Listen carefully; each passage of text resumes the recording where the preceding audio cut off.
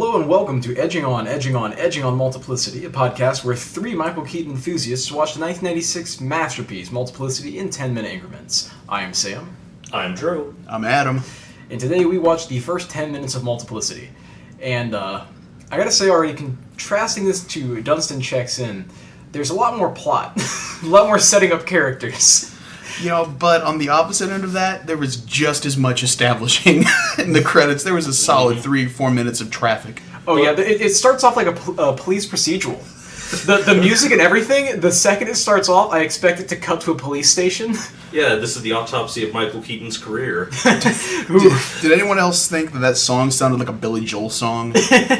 Whoever you are, George Fenton, I would be on the lookout, man. I know this came out in 1996, but it's never too late to claim copyright infringement. It's like Miles Davis's most drug-addled song, and not in like a crazy way, but more like a Quaalude. Yeah. Yeah, it was kind of boring. But you just had that da-na-na-na-na, da-na-na-na. Oh, that's all you need. It's a little mischievous, a little comic. There was a 2-measure guitar solo that went and then it faded out. It was gone. It really sounds like an episode of CSI. Before we really dig into this movie, I wanted to, because a lot of this movie rides on the shoulders of its leading man, Michael Keaton, I wanted to go around the table and get everybody's experience with Michael Keaton. What do they know about the man? We'll start with Sam. Well, actually, I met Michael Keaton in a mall in Lima, Ohio in 2007. He took my ice cream cone and threw it in the trash, and then said, "What the fuck are you going to do? I'm Michael Keaton." So I gotta say, I've not really had too much positive experience with him outside of the movie. I saw him one time. I was walking through the park here in town. I saw him breastfeeding. Oh, like he was sucking on titty. He wasn't breastfeeding. That would have been weird. Yeah. You shouldn't do that in public. That's just gross, women. Oh, well. I must disagree. I'm obviously kidding, man. It's no different than jacking off in a park, man. Yeah, as long as like just natural. It's just do with your body what you will. The only thing that I've really known about Michael Keaton before this was that actually he was the model that they used to build the Lincoln Memorial. They just changed the name to the Lincoln Memorial to make it a little more patriotic. Yeah. But originally it was meant to be the Michael Keaton Memorial. I heard that too, actually. Yeah, wasn't the backstory they ran out of K's for like the inscription model, and they're just like, "Fuck it, we got L's." Yeah, they only needed 1 K, but I also want to point out one of the interesting things behind the script in this movie. One of the first credits we'll see is a Harold Ramis film. But as Drew, I'll have you explain beforehand. Yes, Harold Ramis is credited as the director of this film, but he also wrote about 48% of it. He's not credited as the writer because, according to the laws of the Guild, you need to write at least 50% of something in order to be credited with it.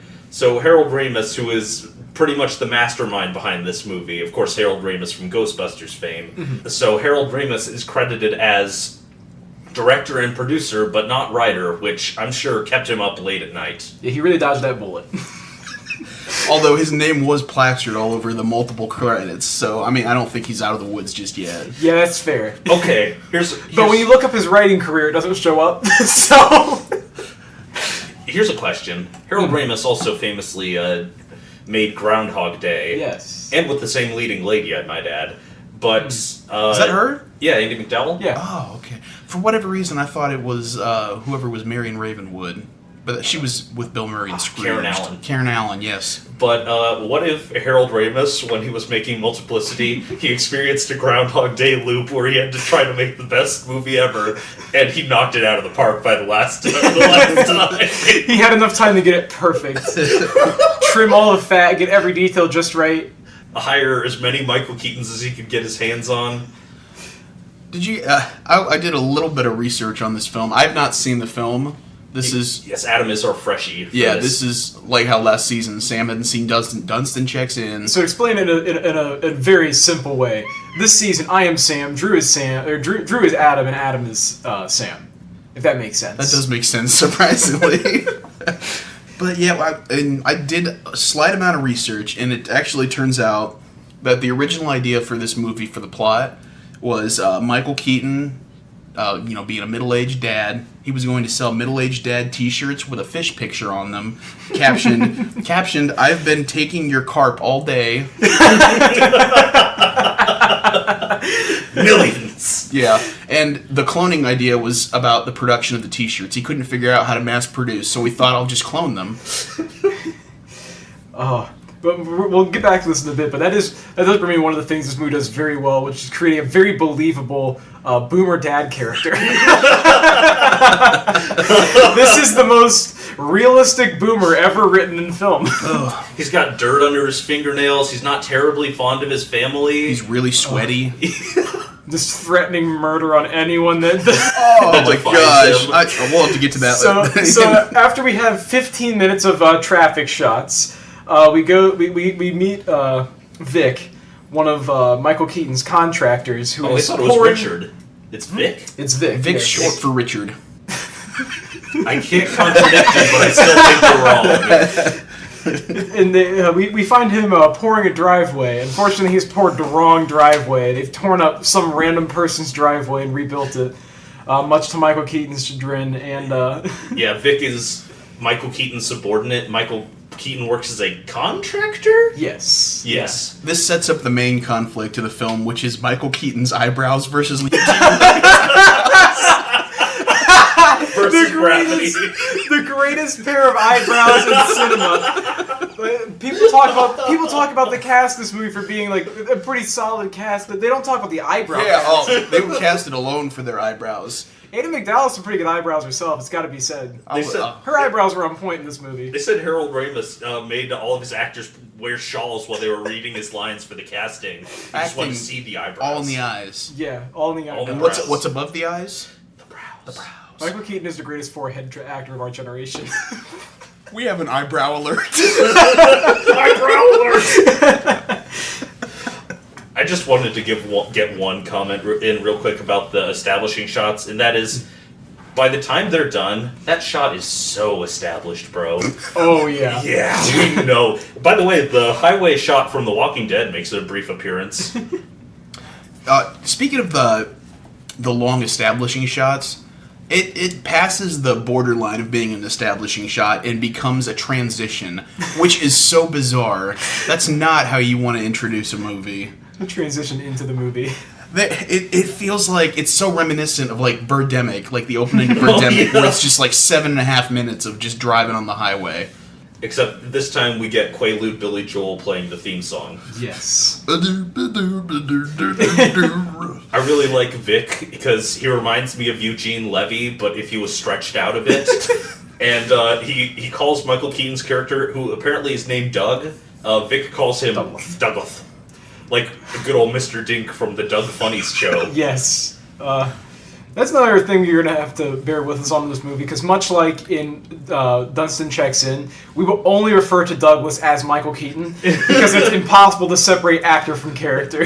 Such is his dedication to the role. Michael Keaton was also opening his mouth quite a lot. We've talked about every part of his face in this scene, but he just keeps on like swinging his mouth open like a barn door. He gets out of his truck, mouth agape. The first shot of Michael Keaton in this movie is hysterical. He gets out of his truck, his mouth is just hanging open, he's wearing sunglasses, he looks like he showed up to set hungover. Oh, not only that, like when he gets out of the car, like one of his eyebrows is like touching his actual eye. It's so... like he's doing that crazy thing like The Rock does where one of his eyebrows goes high and the other goes low. And it's just, he's got his mouth agape, he's getting out of his car, it just, I can't, describing it doesn't even do it justice. You said 293, Douglas. No, I said 295, So we follow Michael Keaton back to the office where we get a little... Real quick, I'd like to call back to a line that Vic and Michael Keaton have. Michael Keaton threatens Vic that if he does not get the driveway complete, he will... What is it here? He will beat him to death with a drywall hammer. Yes. That just sets the mood of how unstable this character is going to become. Yeah. I love this intro because it is so high. We go from a snore fest with these establishing shots to a peak of the most manic energy. Yes. And then ride back down to Slumber City. But also with the high energy, it's really reflected in the fashion choices because discount Eugene Levy Vic, he's wearing a shirt that looks like it was torn up from my local bowling alley and made into clothes. We go back to the same thread in Dunstan Checks In where I want to wear everything in this movie. The entire I want to contact the wardrobe department, see if they have any spares lying around. Yeah, Stitch Fix. If you do a 1996 movie classic line, call us. Yeah, another 1996 film as well. I think we're just going to stick with that year. That was the peak of fashion. When we go back to The Office, it just continues to show us how chaotic and out of control Michael Keaton's life is. Everything is going wrong for this man. No one respects him. Even he his has fax so machine much on his goes plate. psycho. Yeah, even his fax machine. He has so much on his plate and is only being given more responsibilities. And it's very clear as soon as we go to this office scene where his coworkers are all just dumping all their responsibilities on him. He has chosen to take responsibility for Vic's mistake for no real reason. Yeah, in that real I can life, we discern. get fired when we do shit. When we tear up somebody's driveway. Yeah. I don't think Michael Keaton would have been established as a bad guy if he said, Vic, you tore up another person's driveway. You're out of here. Bye. I feel like he would have been fair to tell his boss what actually happened instead of just saying I'll take care of that. I don't quite understand that line. I think this is like setting us up for the fact that Michael Keaton's life is in decline by his own poor decisions and inability to set. And what is the first thing his boss says to him when he walks up to him? Why are you trying to end my life, Doug? You trying to get up my nose? Are you trying to I kill think me he like says? you killed poor Vic? Everyone in this movie is incredibly dramatic. But just to give a little bit of a comparison, imagine if in Dunstan Checks In the beginning when Mrs. Dubrow says to Jason Alexander, you need to fire Consuelo because she ran into me with the dog. Then Jason Alexander said, no, that was me. I ran into you with the dog. You need to fire me. The opening scene of this movie is interesting because it makes you really wonder, how is Michael Keaton finding the time to do all this shit? We very quickly learn it's because he's not spending any time with his wife or family. Completing the Boomer Dad ensemble, he has reached nirvana. He's missed his daughter's campfire girls' graduation. His daughter's in the den drinking. I love Andy McDowell's dialogue in these scenes because I don't know what... It's not like it's necessarily funny. It's just very charming. When he pulls up his car to go into the house at night in that weird shot, the framing on that is so bizarre because the lower left corner is where Michael Keaton pulls up in his car, and on the opposite corner is the door. And he just sits in his car, so we're thinking, okay, we're just going to kind of follow him to the door. He just sits in his car, so it's framed like that for no reason. It's so bad. Why would they do that? Show us that he owns a door. No one could have done that like on purpose. That they had to have had that longer. That scene must have been longer and cut for some reason. Adam, are you saying Harold Ramis is a bad filmmaker? No, not at all. I like Harold Ramis's films. Well, in this age of the internet, saying one negative thing about a person's work means that you hate them as a human being. Well, your work sucks. Thank you. I hate you. All right. I'm sorry, but I need to shackle us back again because at the office we get introduced to Douglas' rival, this brown-nosing work guy. Yes. Who is that? What that was set up to be? Was that? Yeah. It's surprisingly subtle unless you know what you're looking for. But yeah, he comes in and he's saying, you know what, we should all work through the weekend, and he says it in possibly the stupidest way possible. What does he say, Sam? He says, if you're not coming on Saturday, don't even bother coming in on Sunday. I think the expression's supposed to be like, don't bother coming in on Monday. But no, he's just saying, if you don't want to work the weekend, then you better not work the weekend. Yeah, essentially. But also that guy, when he first is introduced to the scene, Douglas and his boss are at the end of a hallway talking, and then Brown Noser guy turns a corner of his office and then's like, oh, you know what I think? Like he was listening to them from just around the corner, and he runs across the hallway to them. And you know 0% chance. And you know he was. He was around the corner. He had a glass to the Come door. to the ear. Masturbating to Doug's misery. He paid off Vic to tear up that driveway. Maybe what's his name? Tim? I can't recall. I don't recall him saying his name. I should have written it. I definitely said his name. I don't think I wrote totally it down. missed it. I feel like he is the Shadow Man in this movie, who is destroying Michael Keaton's life. He's the villain, the mastermind behind the entire film, I think. Yeah, he's the one who's making Michael Keaton ruin his family life. Yes, he's the one that's making Michael Keaton have no idea how to balance home-life balance. Speaking of balancing home life, when he gets home, he sits on the floor to play with his wife and son, and his wife says, you don't have to take a bath tonight. So the son stands up and shakes his ass in such a way that I actually had to look down. It was just so uncomfortable. And then Andie MacDowell spanks him twice. Yeah, she spanks this child's... It looks like he's not even wearing underwear. Like, it's disgusting.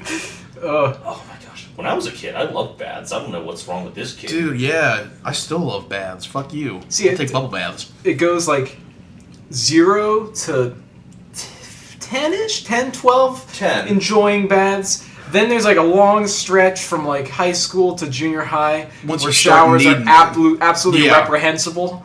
You turn to shower and you stick your hair in so mom sees your hair's wet.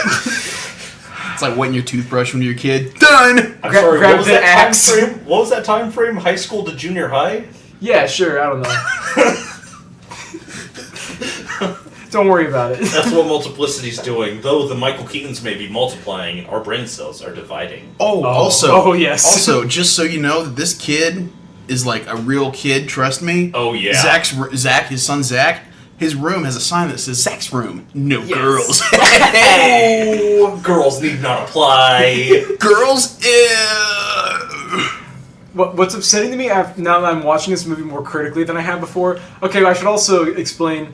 This movie is my Dunstan checks in. It's my personal Dunstan. I've seen it. This is We probably all like have a Dunstan to bear. yeah. This is probably the 10th or 12th time I've watched Multiplicity, and I have also watched it synced Dark Side of the Moon, which is going to come into play here. I'm hoping I can find my notes from that for the finale because that's a pretty good experience. But I'm actually noticing that really the acting in this movie is pretty good. Yeah, it's not bad. The family dynamic is genuinely believable in that scene, I think. In that everybody looks like a bad day away from suicide. Yeah, I mean they're all very clearly stressed and having a very bad time.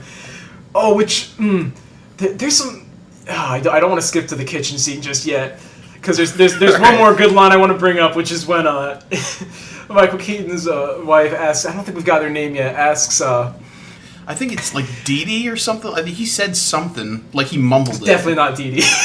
he like mumbled something, and he just calls her hun and sweetie and babe like 12 times already. This is something I primed everyone before we started the movie. We're gonna try to keep track of how many times they say her names. I don't think it's any more than 2 or 3. Right now, like I'm so positive he said it, but it was so like muted and quiet we could not understand it. I got Dee Dee. If that's wrong, that's on me. Oh, I got it. Oh yeah. Doug's wife's name is Patty Mayonnaise. Oh yes, that's right.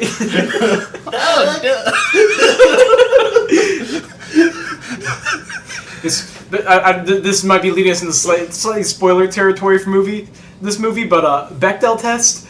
I think this movie almost fails the giving the main female character a name test. Is that the Bechdel test? No. The Bechdel test is that she has a line of dialogue with another woman. It's not about a man. I don't think she has a line of dialogue to another character. Maybe like 1 or 2. It's not much. It's pretty rough, guys. Well, we are in the middle of the 90s, so women's liberation is unfortunately happening. That's why I appreciate Multiplicity, taking a firm stand for what is right. And yes, that was ironic, please. Oh, we'll get to that next. Oh, speaking of ironic, this also was released in 1996, much like our Dunstan checks in from last season. Not intentional. Not intentional, just sort of happened. It's a good year. Good year for movies. Ah, yes, the Dunstan, a fine vintage 1996, perfect for comedy films. Another line I enjoy in this scene is where Andie MacDowell asks if he's going to be getting a raise for all these new responsibilities he's taking on, to which he replies, "Oh, it's really more of a prestige thing, honey." With eyes that say, "Kill me, put me out of both of our miseries." Yeah, his dialogue is so he's having such a bad time. She asks him if he could say no to these new responsibilities. He says, "Yeah, if you want to start hunting our own food." All right, are we in the Reminds me kitchen of scene Fletch. yet? No, I'm sorry. I've got one before One the more? kitchen. Sam, do you have something? No, you're good. Real quick, Michael Keaton reminds me of Fletch, just how horrible and having none of it he is. But before we move to the kitchen, Michael Keaton goes downstairs to watch the Girl Scout Jamboree video. His daughter had a Girl Scout event that he missed because he's always working. Men be working, am I right? But let me tell you, from the videotape, that event looks boring as hell. Oh, yeah. Well, Drew, flashback to the 90s, that's kind of what people did. Dads had camcorders, mom had camcorders, everything, every single event was being taped to be watched later by Michael Keaton. He's seen all our home movies. He plugs his tentacles into a VHS and he just rapidly consumes. That's all why those he movies. clones himself, so we can watch home movies at an expanded rate. See, I feel like you guys don't have like you guys aren't the best judge of this one because you guys' family actually watches home movies. I think the real way that people do it is record them and then put them in a cabinet to never be touched again. Until you need to erase them for new footage. Yeah. Until you go back to watch them later and find they've all been recorded over with episodes of Family Matters. Sam? That's oddly specific. You know, Sam, I noticed on the VHS tape of Multiplicity that you put in, it had a label that said, the wedding of Sam's parents. Well, I did record it off TV, so I just grabbed a tape out of the box. There's a crudely drawn stick figure of Michael Keaton on the cover. How did you know it was Michael Keaton if it was a stick figure? The eyebrows. Just imagining a really bad dot stick figure face, but then like perfect artist rendition of eyebrows. Oh, dude. So I guess that brings us to the kitchen scene, which you've alluded to a lot because, frankly, it's chilling. Oh boy. So you've seen arguments in movies before between couples where it's very dramatic.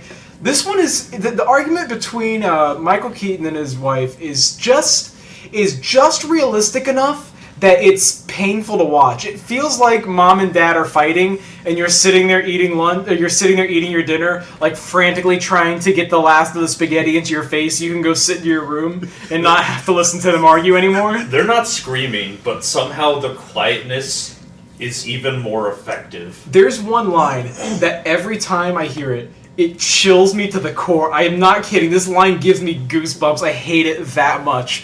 When so the main conflict here is that Andie MacDowell is going to go back to work because after she had their daughter, she took time off work and wants to now go back into the workforce. Which, of course, for no real reason, Michael Keaton does not want to happen. And so, as she's presenting this idea of her going back to work, she says, "What do you think?" He stands up and goes, "What do I think?"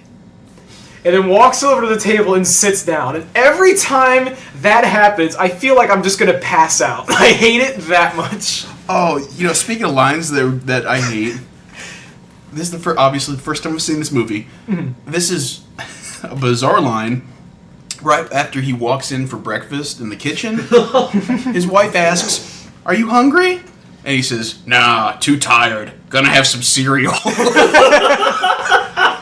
Cereal, of course, not real food. No. You don't eat cereal. You just sit in it. I pour it through my ear hole, not my mouth hole.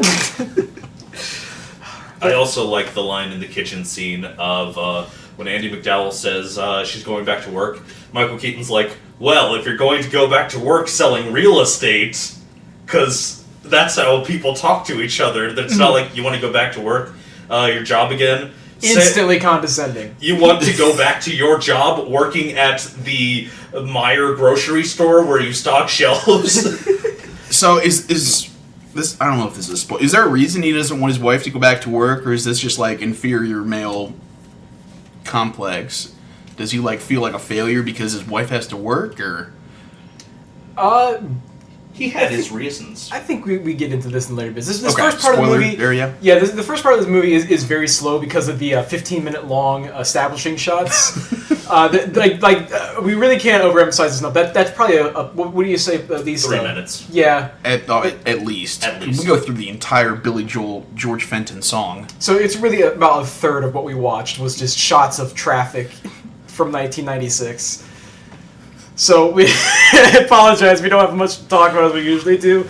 But trust me, this movie doesn't really kick off. No, there is a lot to talk about because it's in the subtle moments, like Michael Keaton's reasons for why he doesn't want his wife to go back to work, such as nobody's going to be able to watch the kids. I mean, we know he's not going to do it. But he can't. He doesn't even have time to go to their stinking recitals. But here, hear me out. Hear me out. What if there were multiple Michaels? Then I'm listening. Then, all right. So here's the thing. We got Michael Keaton, Yes. busy dad, husband who doesn't pay much attention to his wife. Yes. How about he finds a way to make it so he can do all these things with his kids, with his job, with his wife? Now, what if they introduced that concept very, very hastily, and then a lot of the circumstances surrounding the introduction are never revisited? I've got it. Teleportation, Dad. Perfect. Cuts out drive time. Welcome to Edging On Teleporticity. They could also adopt another older child, and have that child be like a free babysitter, and get another stimulus check. Thank you. Thank you. Don't have a cow, dude. I wish you could adopt another parent. I wish my parents were still alive. They could have helped Michael Keaton. They could have stopped me from buying this movie. On how many formats, Sam? The only one I don't have so far is the VCD. I know the VCD exists, but I've only seen 2 photos of it with no accompanying information. I've seen 2 photos of a Chinese VCD copy of Multiplicity. Today we're watching it on Laserdisc, as will be most of the time. Unfortunately, my Laserdisc copy does have some disc rot. I hate to besmirch the format as a whole, but it's very entertaining as we're watching the movie, watching the disc, getting to actually see the results of the disc physically disintegrating as it spins at nearly 90 miles per hour in a Laserdisc player. It's really entertaining. It's not so much that it's disc rot, it just can't handle the amount of Michael Keaton's. There's a lot of lag and input lag, and it's backed up. Yeah, the Batman Laserdisc, it's perfectly fine. There's one Michael Keaton. One Michael Keaton it only had to hit. Well, I guess 2, because he plays Bruce Wayne and Batman. Would you guys believe this is the first movie I ever saw with Michael Keaton in it? No, it was not, because There's you saw no Cars way. when you were a kid. Oh, you're right. He was in Cars? Yeah, he was I was Chick forget that. Hicks. He was not. Yeah, it blows my mind every time, right? Every person I tell that fact to, their eyes get wide and they're like, no, he wasn't. There's no I've told that to a good way. 7 people. For context, most of the time that we talk about Michael Keaton is in reference to this movie and this movie alone. Good jigger. So hearing him in any other context is just absolutely amusing. God, I can't picture it. I gotta watch Cars tonight. Life is the highway, brother. Life is a highway. Mr. Frodo. No, we should have no, taken the no. highway. Well, I think that probably sums it up for episode 1 of Multiplicity here. Adam, too. where do you think Multiplicity is going? Yes, this is your first time, so I feel like you have to give you that responsibility. Yeah, I think that's fair. Yeah, honestly, at no point in this 10 minutes that we watched has there been any clue at what's going to happen, other than the fact that there is going to be cloning involved. And you have no idea from the setup. Yeah, we only know that from the cover. Okay, I think what he's going to do is he's going to be abducted by aliens. I think you're allowed to infer the cloning. Like, you can work that in even though we haven't seen it yet, just because that's obvious that that's going to happen. Right. Imagine if you watch this movie without knowing the cloning, so when they bring it up, you're like, what? We're violating UN law now? Oh, that's why it's called Multiplicity. Clever! I'm sorry, brother. Oh, no, it's alright. I think he's going to be, like, abducted by aliens. They're going to do experiments on him, try to figure out why his eyebrows are like that. They're going to clone him, like, once every week. Every week there's a new Michael Keaton. They throw him out like a chicken carcass. They just toss him into, what city are we in? I think it's San Francisco, isn't it? No, they're by Florida. Oh, they are? Florida. Yeah, Oh, because shit, they the said Gators! Malibu. They said they had, like, the Malibu job. Yeah, you're right, yeah. And that was a Georgia highway that the Walking Dead shot came from. Okay, so maybe the aliens plot is kind of stupid, because if the aliens just dumped, no alien would go to Florida, first off. Yeah. And if they just dumped off Michael Keaton's, them Gators would get him for sure. Oh, yeah. Ma, another Keaton got in the house. Another Keaton. Give me that shovel. The fun fact, one more fun fact I want to put in at the end here. I don't know if you guys realize this, but this movie is actually based on a book. I'm not sure if you've heard of John Green. I don't know if you realize this movie is actually based on a book. I'm not sure if you've read the John Green book, An Abundance of Michael Keatons. Where did all these Keatons come from? It's one of John Green's darker works. When the main character has to defend their farm from the invasion of the invasive Michael Keaton species. Okay, that's eating all their broccolis. I have a better one now. I have a better prediction. I think it's really bold, though, of John Green, instead of writing about young teenagers, to write about just a boomer who doesn't like his wife or kids very much. It was an experimental phase. So, my final prediction for how this is going to end is Michael Keaton is going to get fired from his job. He's going to need money, so he's going to rob a bank. He gets caught and is served 7 consecutive life sentences. So he clones himself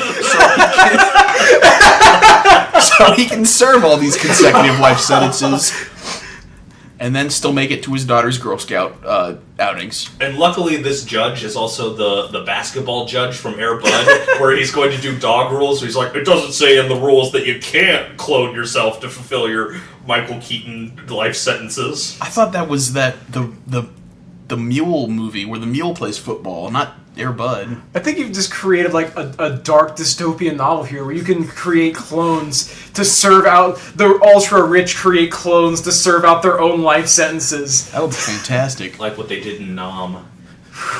Alright, I think that about wraps it up, guys. Yeah, I think that definitely wraps up for the first time.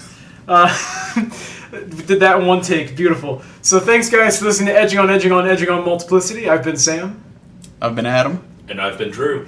And we'll see you next week with minutes 10 to 20 because we finally figured out how to count. Thanks for watching.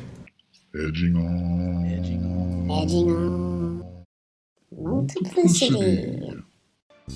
That was Edging on Multiplicity, a podcast where 3 brainless clones discuss multiplicity 10 minutes at a time. You can email us at edgingpodcast@gmail.com. Edging On is a podcast by Sam featuring Adam and Drew. Music is done by Sam and edited by Adam.